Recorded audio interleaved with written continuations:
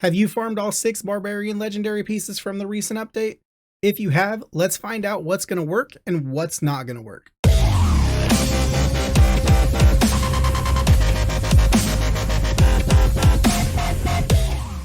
What up, Barb Gang? It's your boy JKG Brandon back with some Barbarian content in Diablo Immortal for you.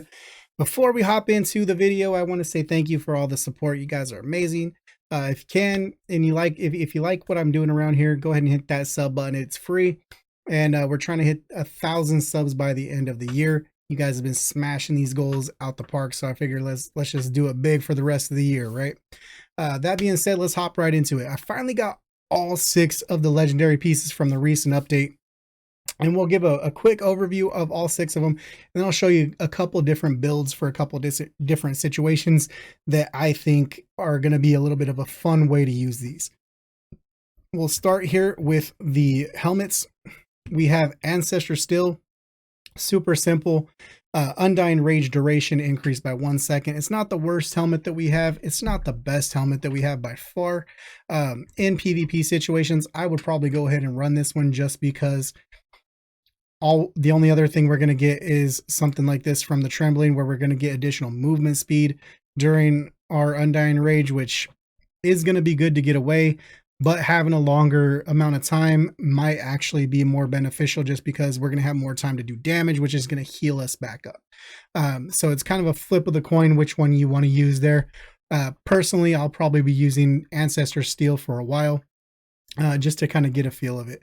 And then next, we're going to look at the shoulders drop by drop. This one's pretty cool. Cleave, the bleed effect, the bleed effect off of Cleave now spreads to 2 nearby enemies when it expires. This is actually pretty cool because we're getting more damage over time. If you compare that with like Everlasting Torment or a Seeping Bile, if you have a Seeping Bile, that would be awesome.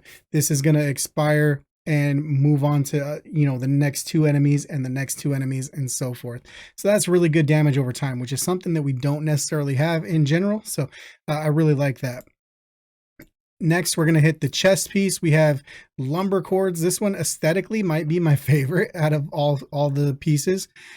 Furious Charge now decreases all damage we take by 5% over a 3-second time period for each enemy that it hits, stacking up to 6 times. So in a situation, say we're open world farming in between vault runs and stuff like that, this can actually come in really handy. If you're going to run Furious Charge in something like a Challenge Rift build by chance, you can take a lot less damage during that time, because if you hit up to six enemies, you're going to take 30% less damage over a 3-second period, which 3 seconds sounds really short, but in the heat of battle, it can come in pretty darn clutch. So this one's pretty cool. I kind of like it. Next, we have Flattener. Our leap maximum charges are increased by 1. So in a basic build where we're not increasing those with another piece, we're going to have 2 charges on our leap, so we can leap in and then maybe leap out, or leap from one mob to the next mob, in a vault or in a just battleground situation. The main hand weapon is Pathrays. Our whirlwind now causes us to spin and charge forward, dealing damage to all enemies along our path with a maximum of 3 charges. This one I played around with a little bit. It was one of the first ones that I actually got.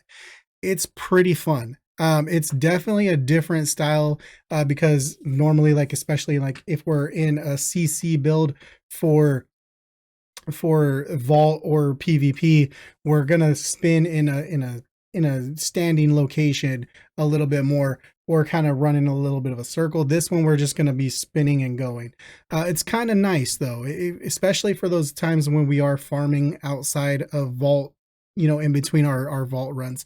I really do like that one. And then last but not least is going to be Oncoming Brutality. This one I do have, but it is actually one that I don't have in the Essence transfer because it was actually an upgrade.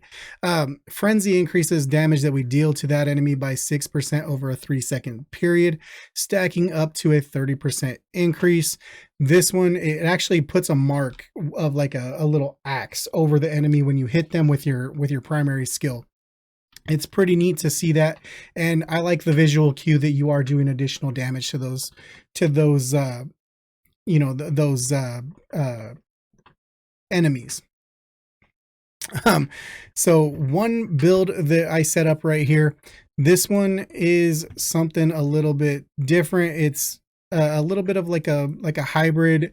What I'm thinking could be a good challenge rift build. So we'll just kind of hop into it. Skill wise, we have Cleave, Hammer, Wrath of the Berserker, Whirlwind, and Frenzy. And then as far as the actual pieces, the new pieces that we would use would be Oncoming Brutality for the frenzy damage, Lunatic Twin also for frenzy damage, Swift Wing because we're not using any other skills that are going to affect, you know, the pants are going to affect, so might as well use those ones. Drop by Drop for the bleed off of the Cleave. We're going to use 5 Fresh Claws for the Armor Shred, and then we're going to use Lasting Hate for our Wrath of the Berserker duration.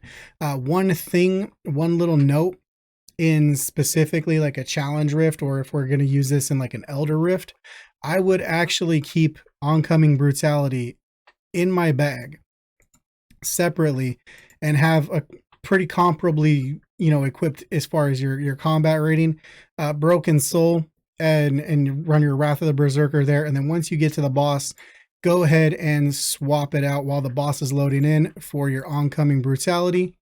And then boom, then when your frenzy's up, you're going to get a lot more damage that way. That is kind of the build that I would run for that specific time. And here we are. Now we're going to look at more of a PvP build style of a situation. You can see the skills that we're going to run. We're going to run Furious Charge, Undying Rage, Leap, Whirlwind, and then Lacerate. And then if we hop over in here and we take a look at our actual skills, or our pieces, we're going to run Ancestor Steel for that additional Undying Rage. Tracker's Rage, we're going to do a little bit more damage, 10% after we do a Furious Charge. I like Shocking Chaos on the shoulders so we can actually do a stun on our leap when we land in. And then Screaming Fury are the pants that I do like to run in this situation, because we do get to do a knock up off of our Furious Charge. Pathways, we're going to do that Whirlwind Charge, and then Broken Soul, because there's not actually going to be something that's going to affect that skill. Basically, the order of operations that I would run is first charge in, so we're going to get more damage, and then if we have to come in here, do our leap, get our stun, and then we can Whirlwind from place to place, do another, you know, knock up, do another knock up, Whirlwind, just kind of keep spamming those skills. If you have to proc your Undying Rage, go ahead and proc it. Otherwise, just let it proc itself, and you're going to have that additional damage. You're going to have that 1 second additional when you do damage off of it. So that's the PvP build that I would do.